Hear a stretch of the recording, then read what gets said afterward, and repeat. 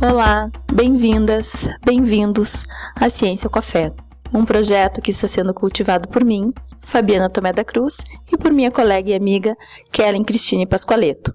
Neste episódio, o 5º episódio do nosso projeto, estamos nos dedicando a olhar e a pensar a influência do afeto na infância e como que formas de educação mais afetuosas e talvez menos autoritárias contribuem para o desenvolvimento pleno de crianças que possam aí levar adiante toda a sua criatividade, todo o seu potencial e toda a forma radiante, eu diria, com que se colocam no mundo.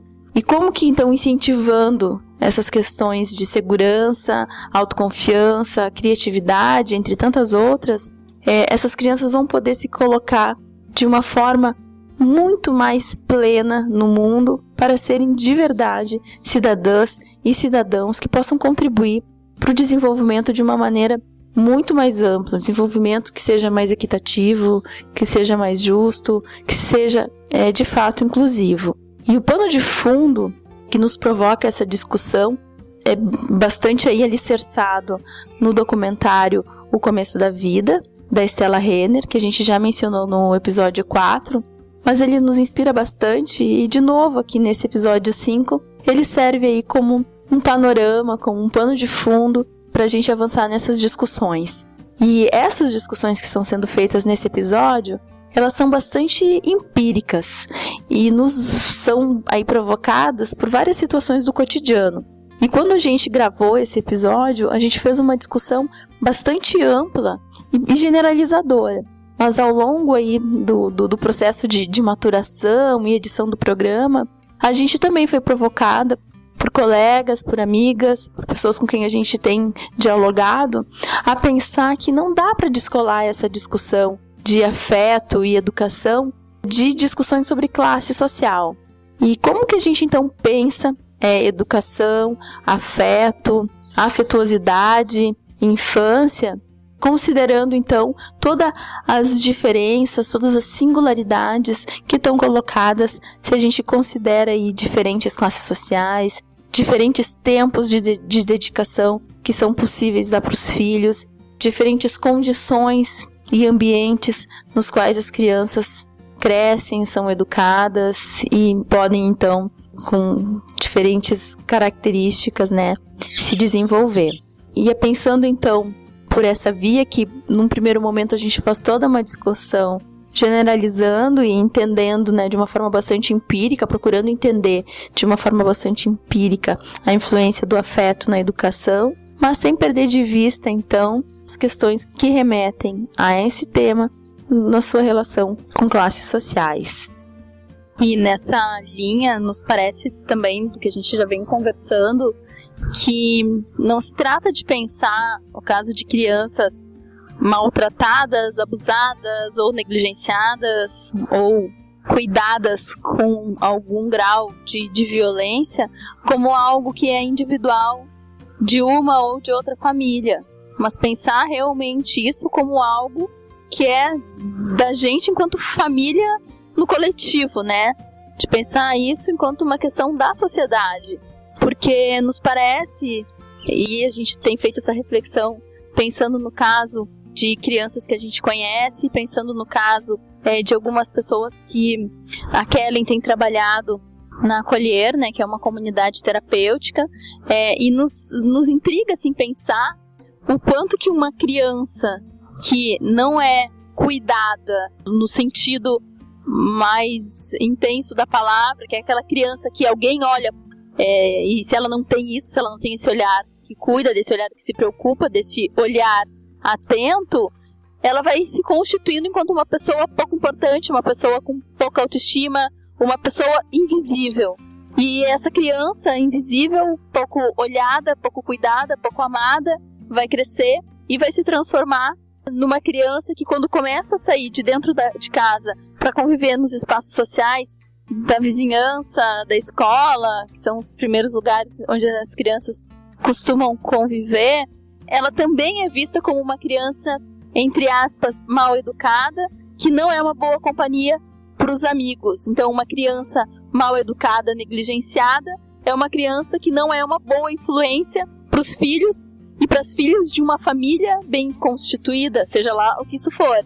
E aí, o que isso vai acarretar? Essa criança ela já não é bem quista e desejada dentro de casa, e ela sai de dentro de casa e vai para a vizinhança e vai para a escola, e ela é apontada como aquela criança que não tem nada para oferecer. É a criança que fala palavrão, é a criança mal educada com quem não se dá para conviver. Então essa criança também vai se constituindo no ambiente fora de casa como alguém que não merece amor, como alguém que não é amada. E a gente tem pensado que disso vai se desdobrar um adulto que não pode fazer milagre. Ou se fizer, vai ter que ser com um esforço hercúleo de transformar a matéria-prima que ela tem em mãos, que é a falta de olhar, a falta de afeto, a falta de atenção, a negligência, em amor, presença, carinho, atenção, educação. Então, assim, não tem como esse adulto que foi essa criança por quem ninguém olhou se transformar num adulto que seja confiante, que seja seguro, que seja, aí, entre aspas, educado. E acho que esse debate tem tudo a ver, assim, né, com... A gente vai pensar em algo muito maior, assim, no sentido de pensar nos adultos mesmo que a gente se relaciona hoje, né, com essa experiência que a gente teve na comunidade terapêutica lá em Gravataí. Eu acho que é muito curioso, assim, porque várias pessoas, vários homens, né, aliás, vários não, mas poucos homens que conseguem sair do tratamento, enfim, concluir, ou mesmo não concluir, mas que se sentem bem, saem e acabam nos procurando para virar amigo, enfim, pelas redes sociais. Curiosíssimo os relatos de quando a gente aceita, né, de agradecimento, de a pessoa nem acredita.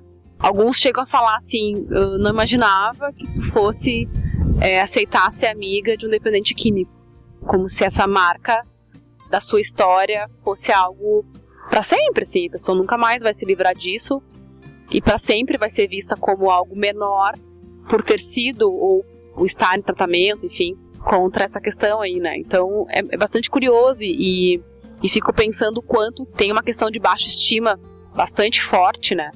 E não conheço as histórias pessoais de todos eles, obviamente, mas de alguns que acabam me relacionando e conhecendo melhor, fica muito evidente esse período da infância, do quanto que foram crianças, né, ou desencorajadas mesmo, ou que não tiveram um olhar ali de cuidado presente, ou muito criticadas e tolhidas, e enfim, uma série de questões, assim, de abandono mesmo também, né, por parte de pais e de mães, uso abusivo também de álcool e outras drogas pelos pais e familiares, e aí é muito, muito complexo, né, porque daí são adultos que na infância sofreram várias situações de violência por conta disso, acho que pai e mãe, enfim, bebiam, normalmente muito mais o pai, mas em alguns casos sim a mãe, e sofreram uma série de violências, né, inclusive físicas, né, psicológicas, mas que quando adulto acaba que entra nisso também, assim, né, reproduz a mesma lógica, e o relato de vários que estavam, né, em tratamento tem a ver com isso. Não quero que meu filho passe pelo que eu passei, né, e essa força de tentar se recuperar, de, né, tá no processo de tratamento, muito focado na questão de querer fazer uma outra história, né, com a família, e uma vontade ali latente, por mais que não tenha, digamos, inspirações reais ou tenha vivenciado aquilo, né, mas como um sonho mesmo, né. E aí é muito complexo pensar isso, né, porque agora eu fiquei pensando, também tem uma idealização, né, de pai e mãe, que daí quando tu começa a olhar para aquilo e ver que tu não teve aquilo, e que tu não dá aquilo, que tu não teve, mas também tu não consegue, não deu pra, ninguém te deu, tu não deu pra ninguém, né?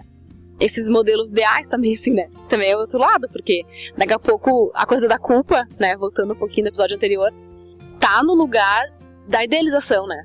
Então, de eu ser um pai perfeito, de eu não ter tido um pai perfeito, de eu não ter tido uma mãe perfeita, e agora eu tentar ser para o meu filho, isso pensando em dependência química ou não, né? Mas pensando nos modelos que a gente tem, quanto que tentar segui-los, ou que nos dizem que é o certo, que é o correto, que é por aí, traz um sofrimento que não exista, né? No sentido de conseguir fazer o possível com consciência, enfim, né? Acho que outra questão aí, mas acho que talvez se complementa um pouco, né, essa reflexão sobre essa perspectiva aí. Que mãe que é suficiente? Que pai que é suficiente, né? Que tipo de comportamento seria o ideal mesmo, né? Sendo que, se a gente for pensar, né, o quanto único que somos, complexo que somos, cada um e cada uma tem uma necessidade diferente. Se a gente for falar, eu acho que a vida é feita de amor, tá bem? Aí vamos entrar nos pormenores. O que é amor pra Kellen e o que é amor pra Fábio? A gente vai ter uma série de desmembramentos, assim. E se a gente for perguntar isso pra cada pessoa que a gente conhece, vão ser respostas distintas. Então, talvez, uma possibilidade bem interessante seria conversar mesmo, né? Seria dialogar e, de alguma forma, entender qual que é a necessidade do outro, qual que é a tua, e achar o meio do caminho, né? E acho que isso do conversar é muito interessante, porque também se tem a ideia de que vem mudando agora, nessas últimas décadas, eu diria talvez nos últimos anos, de que sim, se conversa com criança, e desde bebezinho, porque alguma comunicação vai se instaurar ali. Então acho que volta assim, um pouco de uma conversa, né, que a gente já teve em outro episódio, partindo, né, da comunicação não violenta, saber falar, mas também saber escutar, saber entender o que motiva o outro, saber o que me motiva e não ficar distribuindo culpas, mas assumindo responsabilidades e tentando entender o que é a expectativa do outro, se colocar mesmo nessa posição e nessa intenção de diálogo.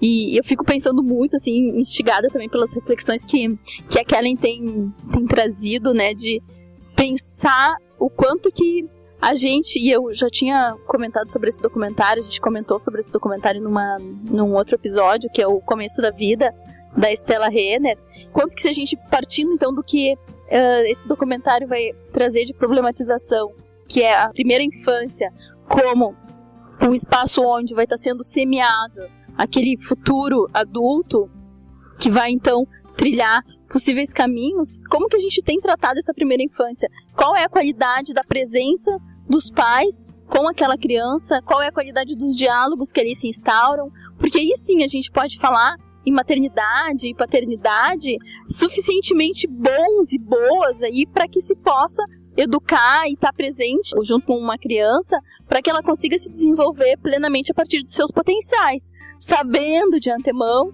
que uma série de coisas vão ficar pelo caminho, sabendo de antemão que não é possível alcançar a perfeição e nem esse deveria ser o intento, que deveria muito mais pensar nesse processo educativo como algo que requer presença, diálogo e interesa, que requer esse diálogo para que se constitua aí uma relação saudável, que seja capaz de ouvir e de escutar, para que essa criança e futuro adulto possa saber aí de todo o seu potencial e se valorizar pelo seu potencial e não por aquilo que talvez ela não tenha ou não tenha na quantidade que idealmente os pais gostariam que ela tivesse. Acho muito curioso pensar que talvez o que é o perfeito, né? Porque a gente tem uma série de necessidades e uma série de complexidades, cada um de nós somos um universo. Na verdade não existe perfeição, né? Porque perfeito vai ser para alguns, para outros não vai ser. Perfeito é perfeito para cada um, né? Sim. Um perfeito para cada ser humano que existe no planeta, né? Sim, acho que, né, dá pra fazer uma analogia com beleza também, que é bonito, né? Bom, aí cada um vai ter sua opinião. Eu fico tentando fazer uma conexão com os outros episódios, assim, né? E eu acho que dá pra pensar dentro desse livro do Como se relacionar bem usando comunicação não violenta, do Thomas Denzenburg, que a gente citou no outro episódio, eu acho. Tem uma passagem que ele traz que eu acho que é bem ilustrativa pra pensar o quanto é necessário a questão da comunicação, claro. E bem nisso que tu traz, né, Fábio? Da escuta, da fala e também da escuta, né? Porque não basta só falar ou só escutar. Mas, assim, que tipo de contato tu estabelece e de presença que tu tá nesse momento mesmo, né, da escuta. E ele traz uma passagem, acho que até pessoal dele, assim, com a mãe, que ele queria muito, enfim, ter um momento com ela de conversa, assim, falar algum assunto. E eles eram 5 irmãos. Então, imagina, se com uma criança já é difícil, sem nenhuma criança já é difícil, né, a vida. Aí com uma criança já tem toda uma demanda, mas de uma pessoa com 5 crianças. Acho que no caso da mãe dele, também não trabalhava fora, né? Trabalhava dentro de casa, cuidando da família, dos filhos. E ele queria uma demanda de um momento com ela, de conversa. E ela sempre dizia, tá, vamos conversar. E ele ajudando ela a fazer as coisas. Então, dobrando uma roupa, varrendo. Nunca ela sentava com ele pra poder conversar. Ele faz uma leitura disso quanto adulto, assim, né? Se eu tivesse o conhecimento que eu tenho hoje, eu teria pedido pra minha mãe, né? Mãe, preciso que a senhora escute 5 minutos, não dá pra ficar fazendo outras coisas. Porque ela não ouvia, de fato, o que ele tava tentando dizer. Mas, por outro lado, como é que uma pessoa que tá com 5 crianças, com várias coisas, vai conseguir ter uma escuta de qualidade? E uma fala é uma escuta, nem uma paciência. É muito maluco, assim, né? Pensar a complexidade das relações, assim. E tu imagina uma situação dessa de culpa, aí sim, a culpa aguda, né? Assim, porque... Aguda e crônica, juntas. Sim, e é muito, muito curioso pensar isso, assim. E esse caso, pra mim, ele é tão simbólico, porque como a gente também acaba não se relacionando com pessoas com muitas crianças, né? No máximo 2. Eu não conheço ninguém que tenha mais de 2 filhos, crianças pequenininhas assim, não. Talvez depois maiorzinhos. Mas imagina tu com, né, 5 mascadinhas, assim, que era muito comum, né? Na época das nossas mães e avós, assim, hoje um pouco menos. Menos no sentido das relações que a gente tem, né? Mais próximas, assim, pelo menos eu. É quase uma missão quase impossível, assim, entende? Eu olhando pra isso, assim. Então, como que tu dá uma atenção, assim, qualificada pra tudo que tu tem que fazer dentro da tua vida, né? Então, assim, é uma anulação mesmo, assim. Eu acho que talvez venha daí a história de idealizar a maternidade, assim, dizendo que isso é a melhor coisa do mundo e não se discute. E aí tu não podendo fazer nenhuma... Porque não se discute mesmo, porque não se fala disso, não se admite pra um filho o quanto que também, naquela demanda toda de função doméstica e de trabalho e tudo mais, é complexo, te exaure e enfim, demanda mais do que muitas vezes se dá conta. Então também com os filhos não se conversa sobre isso, né? Não se admite nem pra si mesmo, quanto mais para os filhos. Não, e acaba sendo até um tema tabu, assim, né? Como se falar disso com uma honestidade que talvez merecesse, fosse algo mal visto, ou talvez, sei lá, olhar como ingratidão, pelo, meus filhos estão grandes, com saúde, né? Não posso reclamar do que aconteceu, sei lá. Mas talvez, agora uma hipótese minha também, assim, né? De olhar pra isso, assim, como que esse perfil de família, né? Grandona, bastante filhos, e a mulher muito mais dedicada à questão da família do que hoje ela pode, nem se ela quisesse, né? Enfim, dividir com um trabalho remunerado, né? Mas o quanto que essa idealização, e aí voltando pra questão da culpa, né? Talvez esse ideal venha se constituído daí também, inclusive pra poder justificar ou pra convencer, né? A gente a ser mães, né? Porque é tão complexo. Sim. Que se falasse a verdade, eu não sei se a maioria que tá aí hoje como mãe toparia, né? Assim, de novo, fazer isso, assim. E aí eu acho que uma outra... Vou usar um termo que talvez seja pesada e demais, mas que me parece que cabe.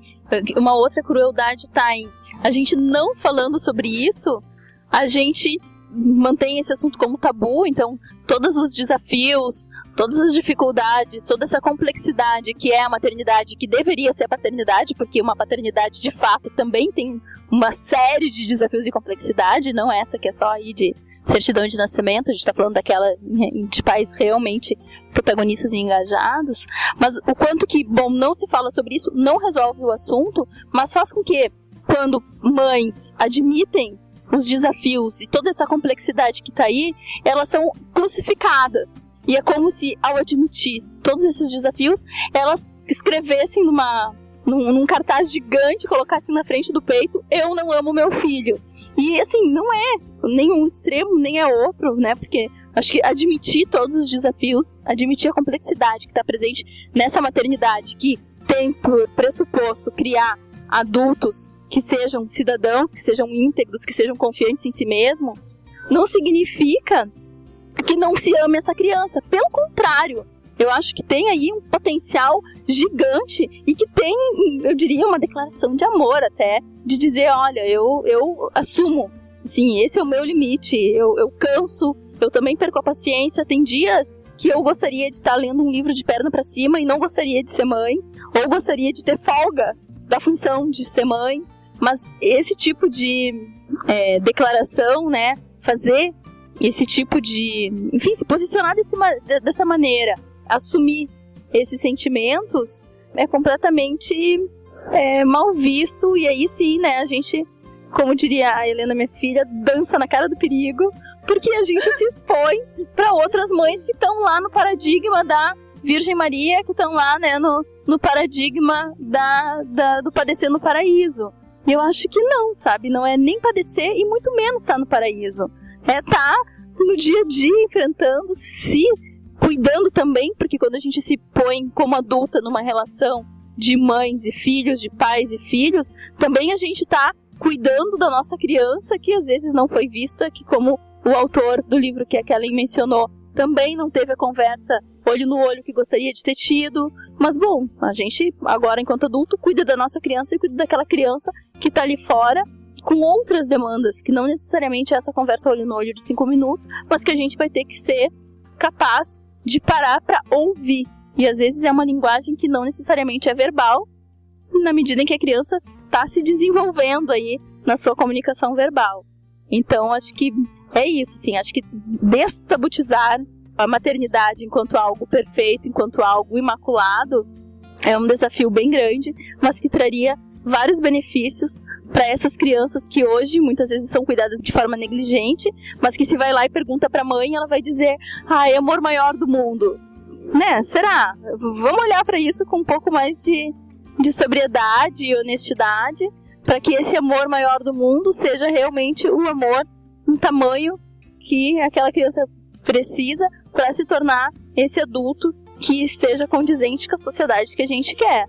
E aí, de novo, eu super agradeço a Estela Renner por ter nos proporcionado aí o começo da vida, que nos ajuda a olhar a infância com toda a importância e potência que ela tem para a sociedade que a gente espera. Agora, em cima dessa tua fala, Fábio, eu vou fazer uma declaração que talvez nem fique. Talvez a gente vá cortar. Mas eu acho que é importante, sim, trazer isso também, né? Porque eu, às vezes, fico pensando que em alguns, para não dizer vários casos, assim, tem pessoas, famílias, mulheres e homens, mas muito mais, talvez, mulheres que tenham vontade de ser mães e muito focado na questão de parir mesmo, né? De ter uma gestação, de ter filho e tal. Mas eu não sei se estão dispostas a maternar. E eu acho que são coisas bem diferentes, né? Vou trazer um pouco da minha questão, assim, pessoal, né? Eu não tenho vontade de ser mãe, né? E aí algumas pessoas falam, por que tu não adota? Mas a pessoa não entendeu. Não ter vontade de ser mãe também inclui adoção, porque adotar é ser mãe e ser pai, né? Então não é algo menor ou algo inferior, muito antes pelo contrário.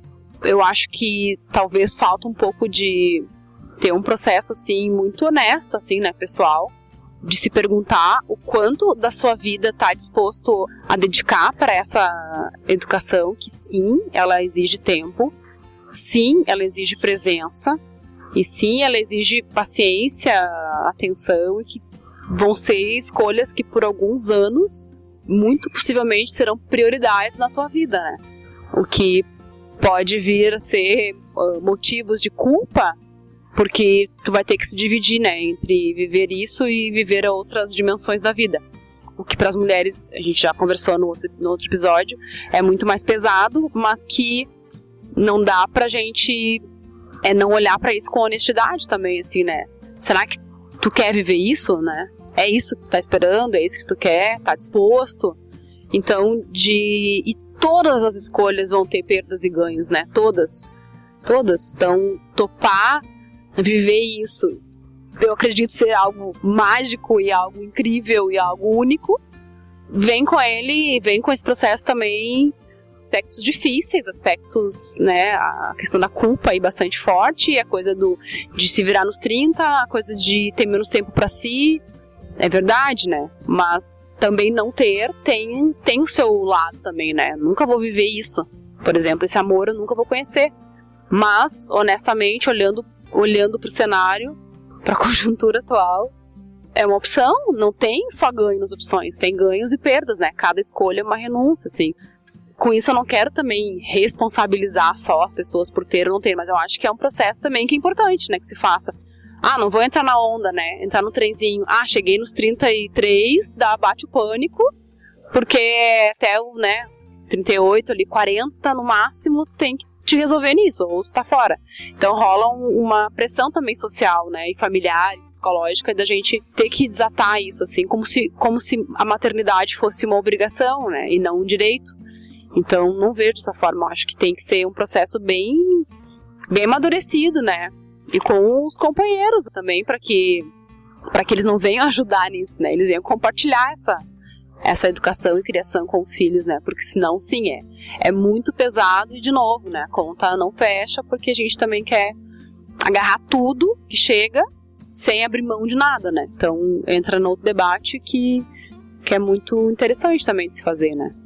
Acho que voltando um pouco para essa responsabilidade, né, que está na decisão de ter ou de não ter filhos e de assumir o protagonismo disso e se organizar ali na mudança da dinâmica da vida que a maternidade e a paternidade trazem, a gente retoma também um pouco, né, da importância dos cuidados na infância como algo que vai levar à constituição de adultos íntegros, de adultos confiantes, de adultos cidadãos.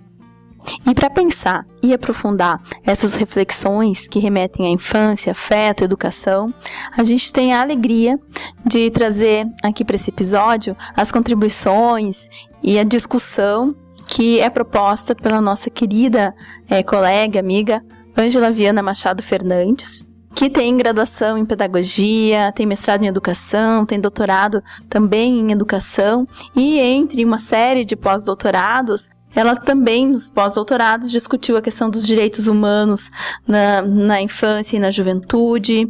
Ela trabalhou também com grupos de pesquisa e de estudos sobre álcool e drogas. Ela também tem trabalhado e discutido em relação a políticas públicas ligadas a álcool e drogas, educação social, direitos humanos, envelhecimento e alcoolismo. A gente tem certeza que tanto por essa formação acadêmica quanto por toda a trajetória pessoal da Ângela, ela traz contribuições que são muito ricas e que amplificam, que tensionam os olhares e os pontos que a gente chamou a atenção nessa primeira parte do episódio. Então, vamos lá, aproveitar a fala e as reflexões da Ângela. Ângela, desde já, muito obrigada pela tua participação. Bom, primeiro eu quero dizer quem eu sou. Eu sou a Ângela, uma educadora há quase 50 anos. E eu vim dar uma continuidade, fazer umas reflexões aqui no programa das meninas. E pensei muito sobre o afeto, pensei muito e acho que o começo dessa fala tem que ser sobre quem eu sou, o que é o afeto. Pensando do lado da sociologia, do lado da psicologia, dessa interdisciplinariedade nas questões, né? E aí eu fiquei pensando o seguinte, a primeira questão que me vem é, de onde eu estou falando? De que lugar eu estou falando?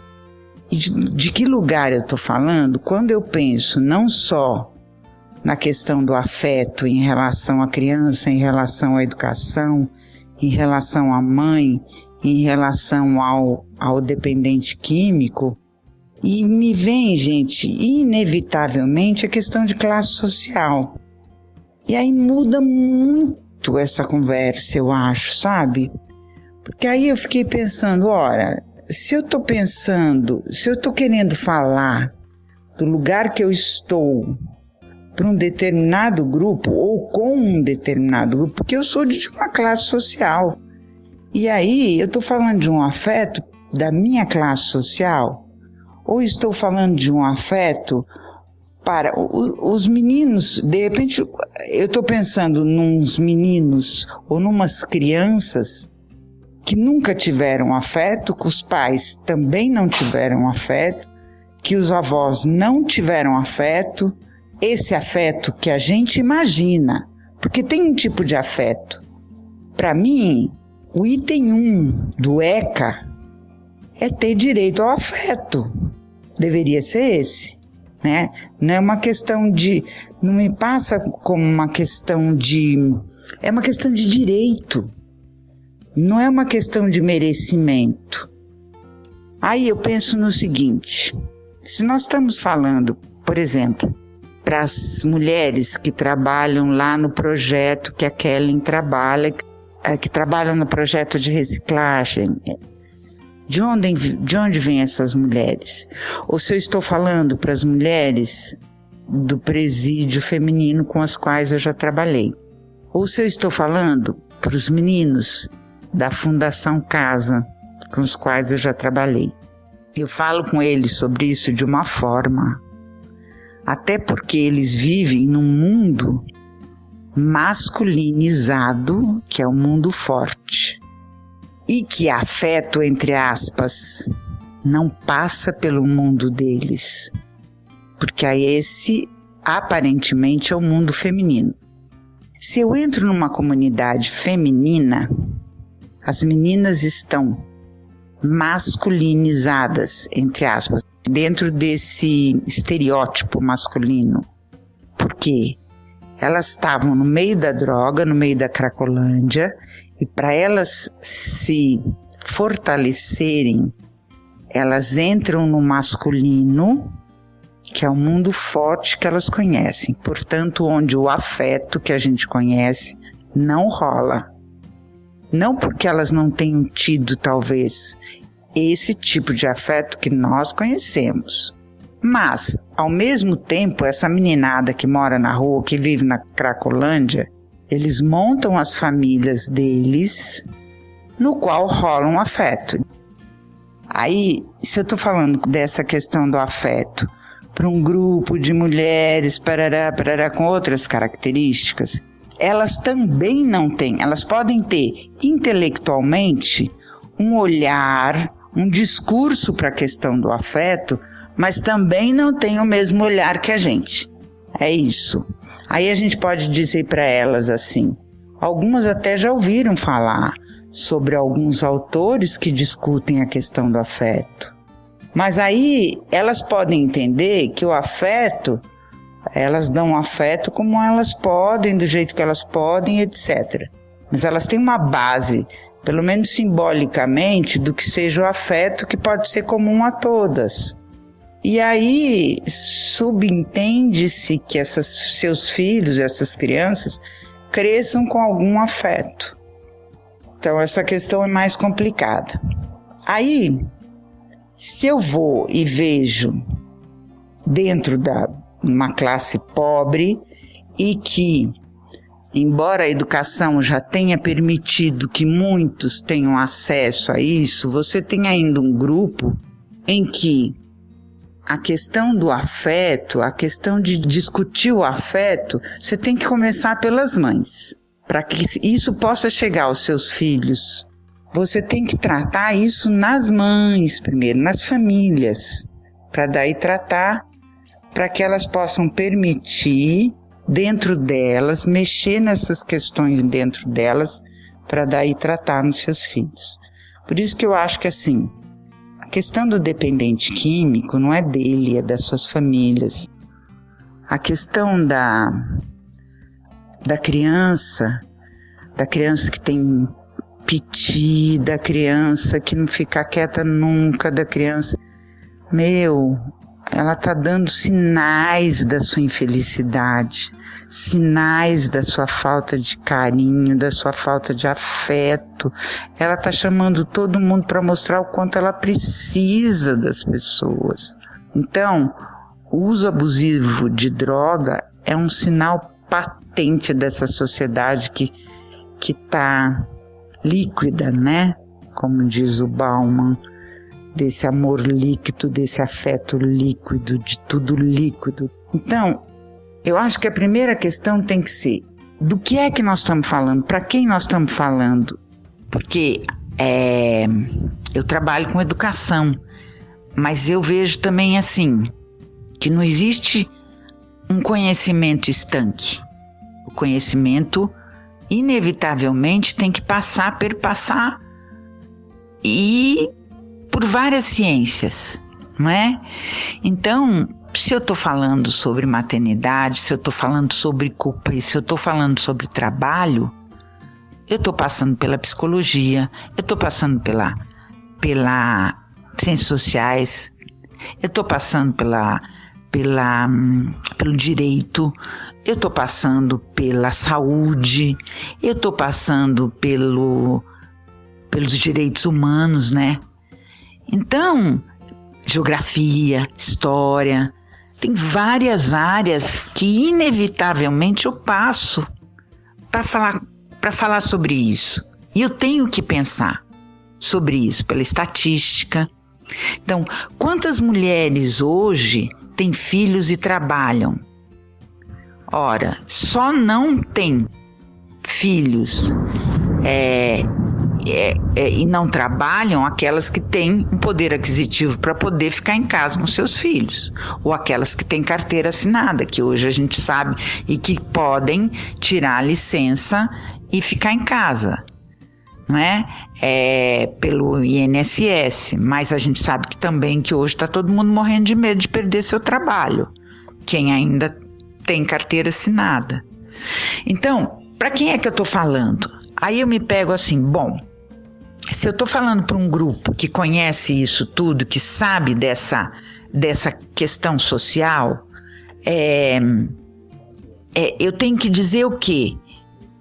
Essas mulheres com as quais estou falando são diferentes entre si? Uma classe social é diferente da outra? Quando eu falo em trabalho e culpa, ora, pode ser uma senhora empresária que trabalha o dia inteiro, que tenha 2 babás, não sei mais o que, ela sai de casa às 6 da manhã e volta às 9 da noite, ela tem culpa? Tem, tanto quanto ela sofre por deixar o seu filho, sofre. Não posso dizer que ela não sofre, tanto quanto aquela que sai às 5 da manhã e volta às 10 da noite, que mora numa favela e que tem que trabalha auxiliar de cabeleireira ou sei lá o quê. É difícil para ela também. Ambas sofrem. Tem a questão do afeto. O afeto é diferente? Pode ser diferente. Dizer que não há afeto é muito complicado, a gente dizer que não há afeto. Pode ser diferente. São olhares diferentes para o afeto. A gente aqui entra no julgamento muitas vezes porque deixa de ter a compaixão para com essas mulheres. Também desenvolvendo isso, e já sabe disso. Mas nós não desenvolvemos para com essas mães e nem para conosco a compaixão. Quando isso ocorre, nós entramos num processo que a gente vai para o trabalho com a cabeça nos filhos, porque deixamos os filhos com quem quer que seja, né? Ou na escola, e depois da escola, quem pode, os filhos ficam em período integral, quem não pode, tenta, senão fica na rua, né? Parte do período fica na rua. E o ficar na rua tem também as suas consequências. E aí, quem tem um pouco mais de... Não que isso seja diferente. A mãe que pode pagar o período integral, que vai buscar à noite seu filho, tem uma questão complicada que chega à noite, dá banho, chegou em casa, dá banho, tenta conversar um pouquinho, mas também está exausta e daí não trabalha isso. A outra mãe chega, tenta conversar, mas recebe dos seus filhos, recebe notícias todas pela metade dos seus filhos, onde tiveram, não tiveram, e não sabe. Até que uma hora que o filho cresce. E quando o filho cresce, ela recebe algumas notícias de que uma hora o filho foi pego usando droga. E isso mexe mais ainda com a questão pessoal dela, porque aí vai mexer com questões morais, e quando começa a mexer com questões morais, a culpa aumenta 300, 400. eu, e não por acaso, tive um filho que ficou aí 14 anos nesse processo da droga. E fui e vivi muitas vezes lá na Boca, fui buscar mais de uma vez, fui pagar traficante, fui lá. E o que eu fiz com isso, além de, por eu não suportar a culpa, foi também trabalhar com essas questões junto a famílias. Fui fazer a prevenção, trabalhar com prevenção nas escolas, né? Fui trabalhar com famílias cujos filhos já estavam, mas todos eles vão lá no fundo. E aí, como eles estão lá no fundo, as pessoas acham normalmente que tem que deixar lá no fundo, que não pode buscar. E depois que também tem que levar para a comunidade terapêutica e disciplinar, não pode fazer carinho, não pode deixar o afeto vir à tona. E isso é duro. Porque as meninas e os meninos estão esperando o nosso afeto. E como a sociedade julga, a gente julga, os vizinhos julgam, e aí a gente morre de vergonha, porque o vizinho fica sabendo, a gente não quer que ninguém saiba. Então a gente demora para procurar ajuda. Mas eu, uma trabalhadora, e meu filho, de repente, usando droga, roubando, se escondendo, indo pro buraco.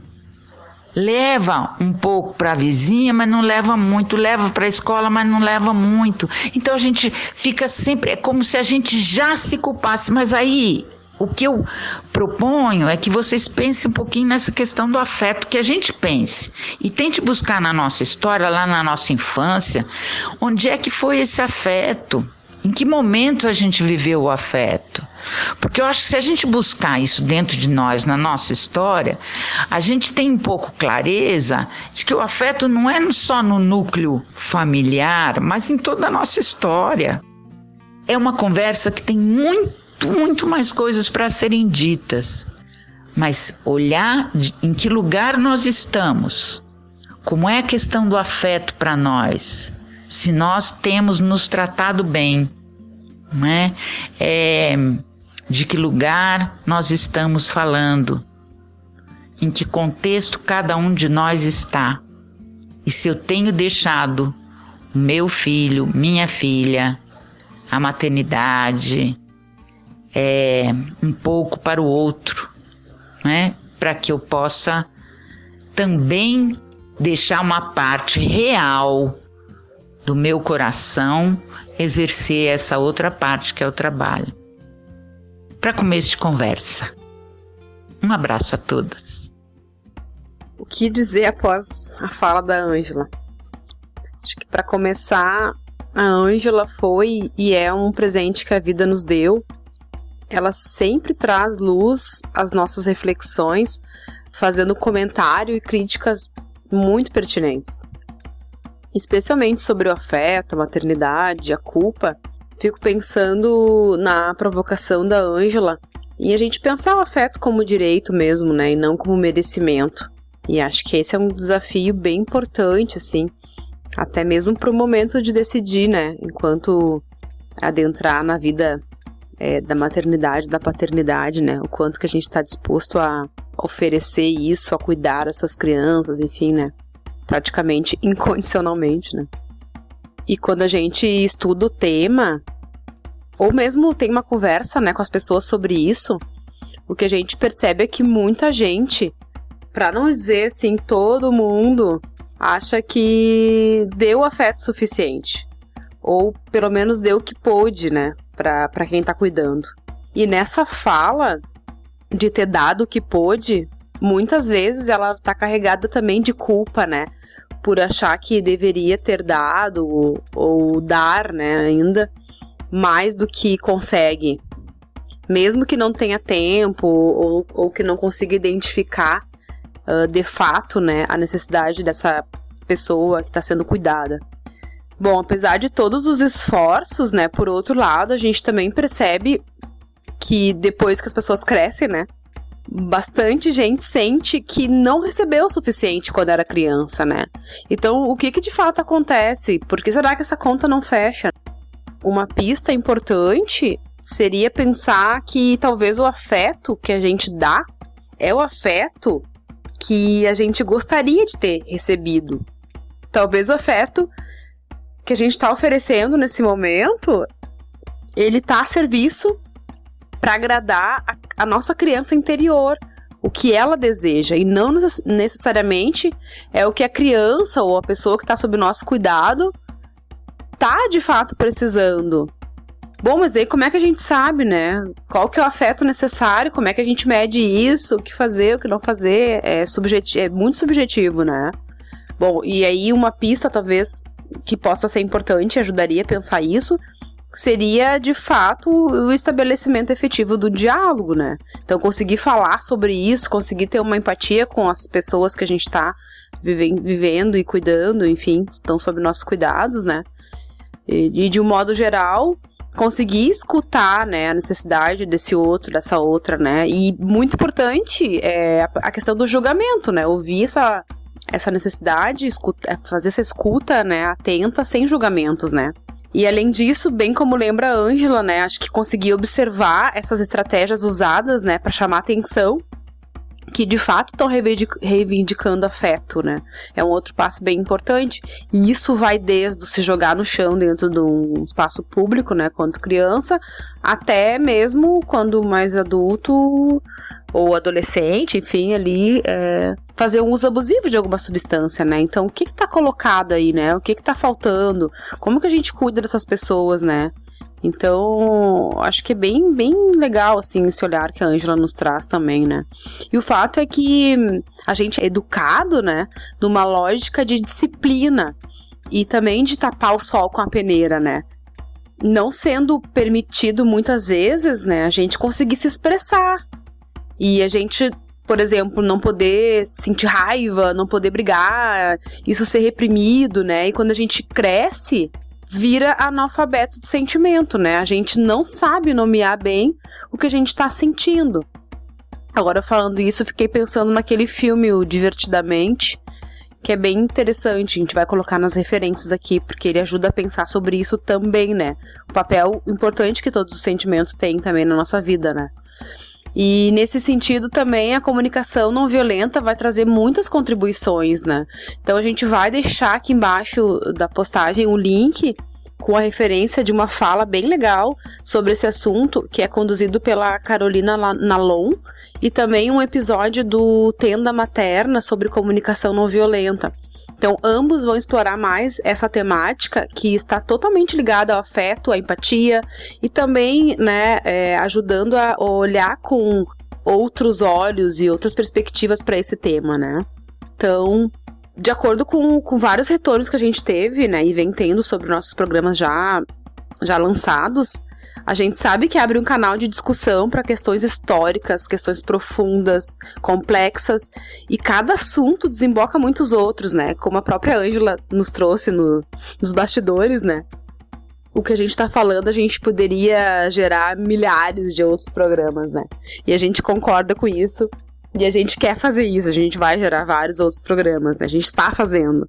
Nesse sentido, né, pra quem ficou um pouco agoniado, talvez agoniado ouvindo esse programa e pensando que a gente deixou um pouco a ciência de lado e que pegou o afeto de vez, né, e não largou mais, a gente quer acalmar os corações e dizer que a gente está preparando os próximos com entrevistas, né, de pós-graduandas e de professores que estão estudando esse tema.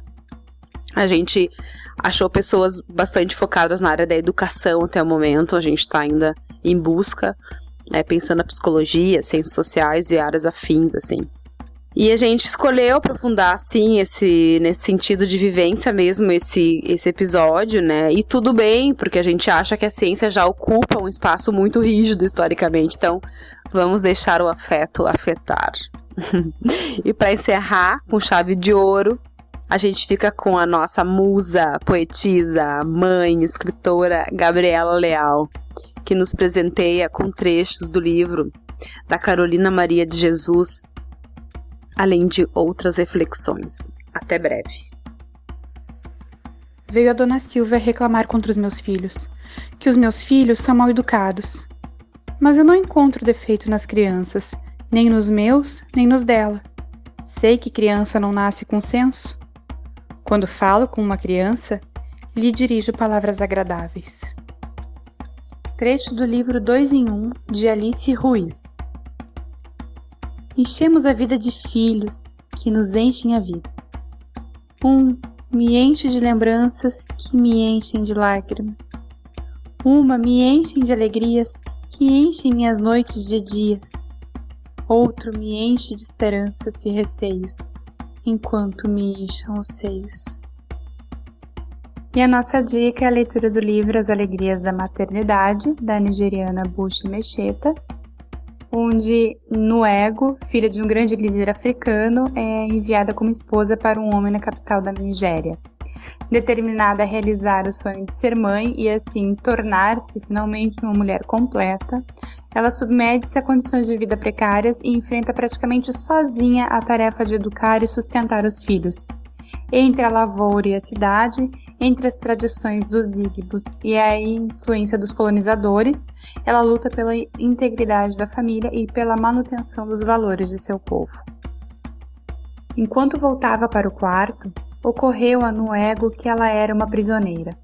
Aprisionada pelo amor por seus filhos e aprisionada em seu papel de esposa mais velha. Dela não se esperava nem que pedisse mais dinheiro para a família. Essa atitude seria considerada inferior ao padrão esperado de uma mulher em sua posição. Não era justo, ela achava, o modo como os espertos dos homens usavam o sentido de responsabilidade de uma mulher para escravizá-la na prática. Eles sabiam que nunca passaria pela cabeça de uma esposa tradicional como ela a ideia de abandonar os filhos. Nwego tentou imaginar a expressão de seu pai se ela voltasse para a casa dele alegando maus tratos da parte de Naife. Seria expulsa em desgraça, para reassumir suas responsabilidades. Essa era uma vida com a qual Nwego não sabia lidar. Sentia-se à deriva, como se estivesse em alto mar. Não recebia ajuda material de nenhum amigo, pois todos estavam ocupados demais ganhando o próprio dinheiro. E ela estava sempre presa em casa com o bebê Nândio e as gêmeas. Fazia raras visitas às pessoas, não querendo que pensassem que ia às suas casas para ganhar comida. Deixou de comparecer a praticamente todas as reuniões de família. Para manter os contatos sociais, era preciso se vestir na moda. Nwego aceitou a sorte que lhe cabia, consolando-se com o fato de que um dia seus meninos seriam homens.